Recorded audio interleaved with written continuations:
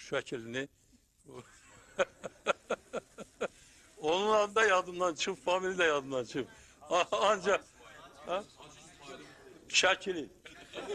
Bəxtiyar da buradadır, şəkilidir. Çünki o şəkil ləhcəsində elə danışır ki, Bəxtiyar Vahabzadə də o cürə danışa bilməz. Aşkı şəkillər. Əlini ver mənə. Ver. Əlini ver, buna çıxacaq.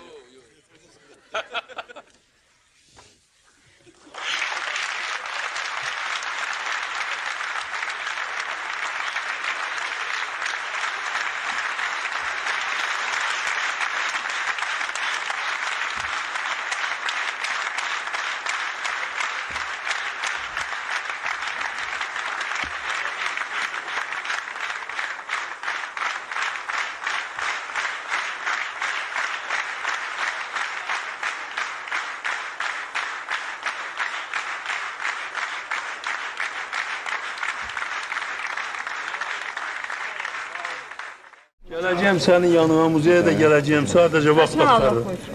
Çalış məndən tez-tez əlaqə saxla, yadıma sal yenə. Yaxşı, çox sağ olun, çox sağ olun. Sağ olun.